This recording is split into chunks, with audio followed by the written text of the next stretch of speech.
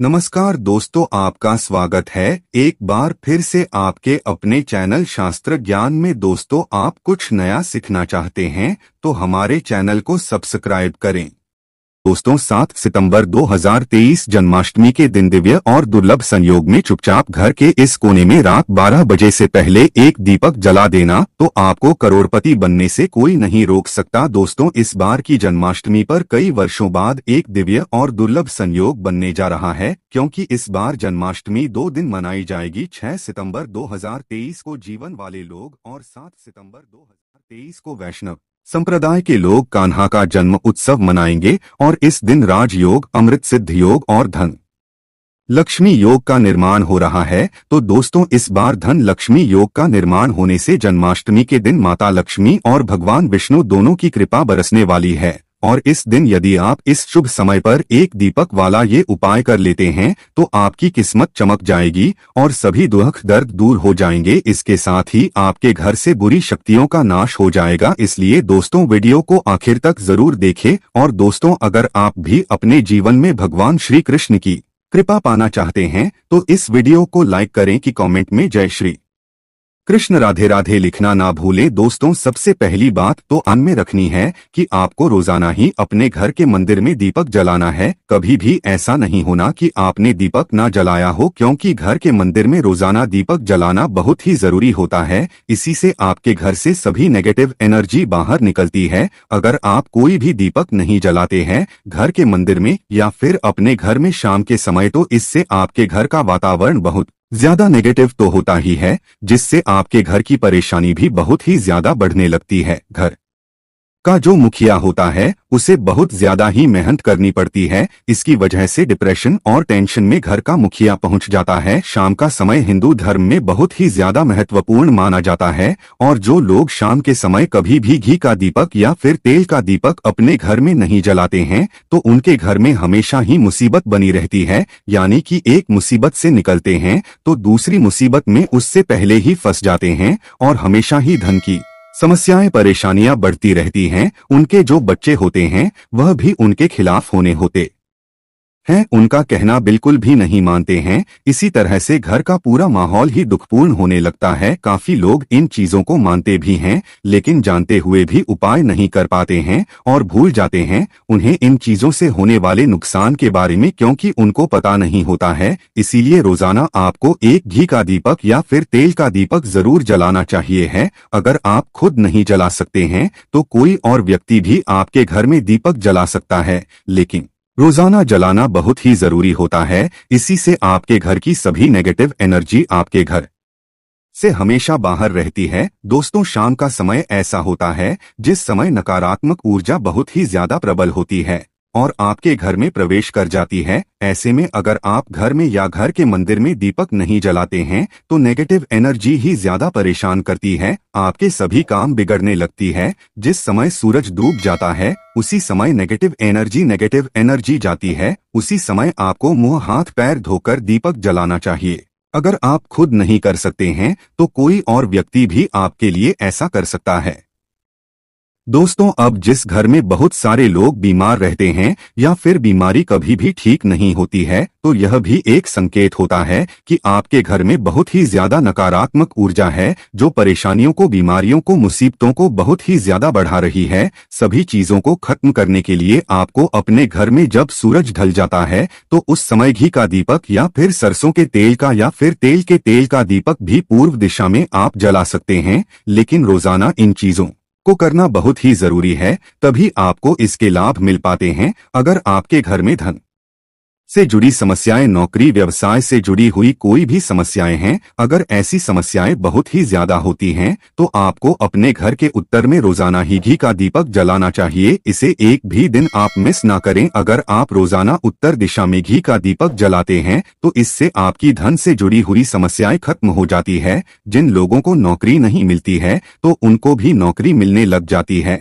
और अगर वही व्यक्ति जिसको परेशानी है और वही अगर रोज दीपक जलाता है तो इससे मिलने वाले फायदे और भी ज्यादा हो जाते हैं। शाम के समय घी का दीपक या फिर तेल का जलाना बहुत ही जरूरी होता है। आप कभी भी इन चीजों को नजरअंदाज ना किया करें, क्योंकि इन्हीं से आपके जीवन में परेशानियां बढ़ जाती है और आपको मुसीबतों का सामना करना पड़ सकता है। आपको ये जानकर हैरानी होगी कि जो भी घी का दीपक आप जलाते हैं उससे जो निकलने वाली ऊर्जाएं होती है, तो इससे घर का माहौल एकदम से सुखमय बनने लगता है, यानी कि पॉजिटिव होने लगता है। घर के सभी लोग शांति से रहने लगते हैं। इसी प्रकार से जो तेल का दीपक होता है, यह भी जब जलता है तो इससे आपके आसपास जितनी भी नकारात्मक ऊर्जाएं हैं वह खत्म हो जाती है, क्योंकि उससे निकलने वाली जो ऊर्जाएं होती है, धुआं होता है, वह नेगेटिव एनर्जी को बाहर निकलता है और आपके आसपास की एनर्जी को पॉजिटिव बनाता है। तो यह बहुत ही जरूरी चीजें हैं। शाम के समय कभी भी आप इन चीजों को कभी मिस ना किया करें, तभी आप अपने जीवन में सफलता पा सकते हैं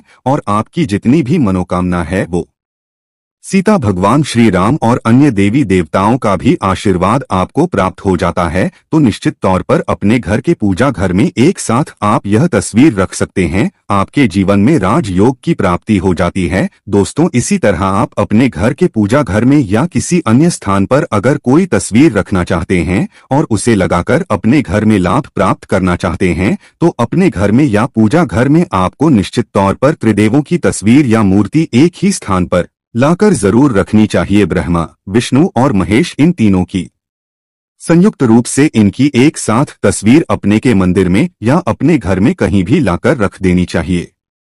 माना जाता है कि इन तीनों देवताओं के एक साथ दर्शन करने मात्र से हमारे बड़े से बड़े विघ्न और बड़े से बड़े कष्ट समाप्त हो जाते हैं।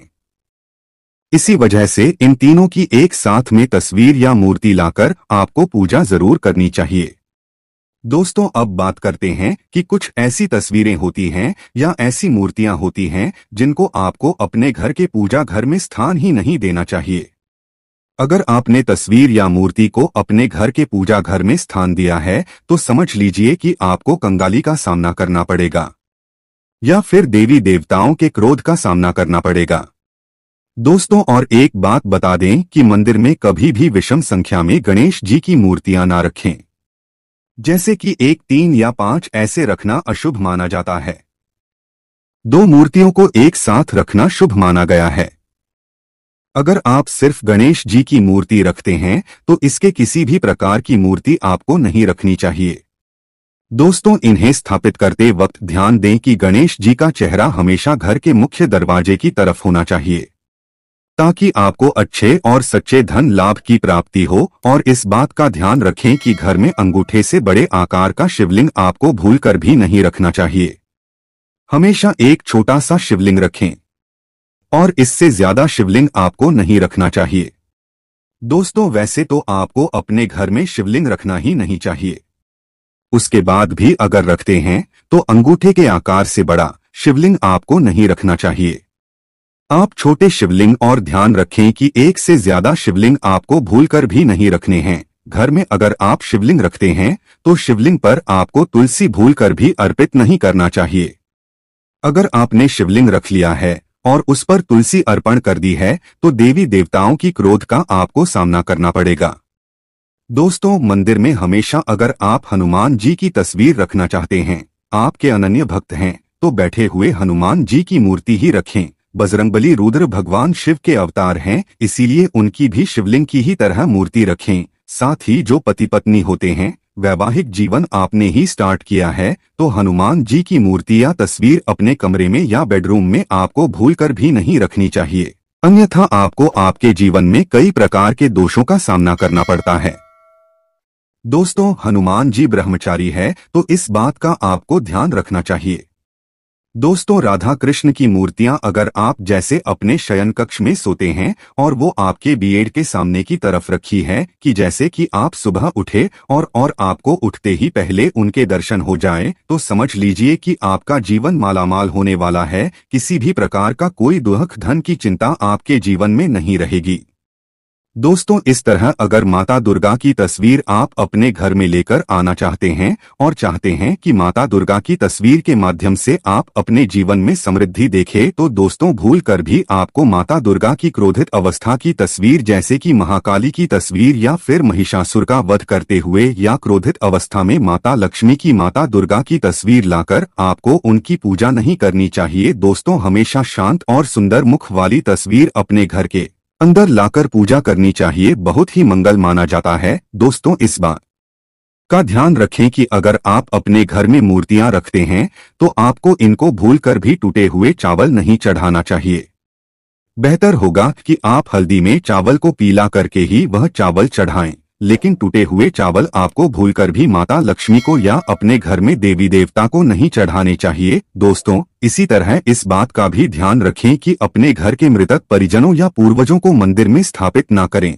ऐसा करना अशुभ माना जाता है, और अगर आप ऐसा लगातार कर रहे हैं, सीता, भगवान श्री राम और अन्य देवी देवताओं का भी आशीर्वाद आपको प्राप्त हो जाता है, तो निश्चित तौर पर अपने घर के पूजा घर में एक साथ आप यह तस्वीर रख सकते हैं। आपके जीवन में राजयोग की प्राप्ति हो जाती है। दोस्तों, इसी तरह आप अपने घर के पूजा घर में या किसी अन्य स्थान पर अगर कोई तस्वीर रखना चाहते हैं और उसे लगाकर अपने घर में लाभ प्राप्त करना चाहते हैं, तो अपने घर में या पूजा घर में आपको निश्चित तौर पर त्रिदेवों की तस्वीर या मूर्ति एक ही स्थान पर लाकर जरूर रखनी चाहिए। ब्रह्मा, विष्णु और महेश, इन तीनों की संयुक्त रूप से इनकी एक साथ तस्वीर अपने के मंदिर में या अपने घर में कहीं भी लाकर रख देनी चाहिए।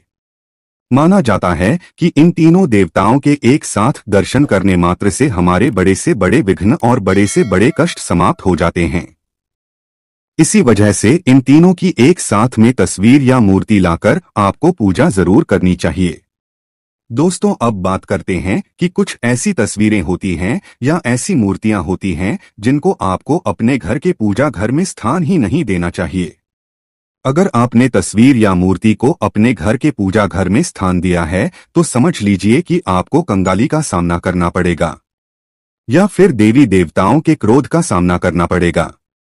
दोस्तों, और एक बात बता दें कि मंदिर में कभी भी विषम संख्या में गणेश जी की मूर्तियां ना रखें, जैसे कि 1, 3 या 5 ऐसे रखना अशुभ माना जाता है।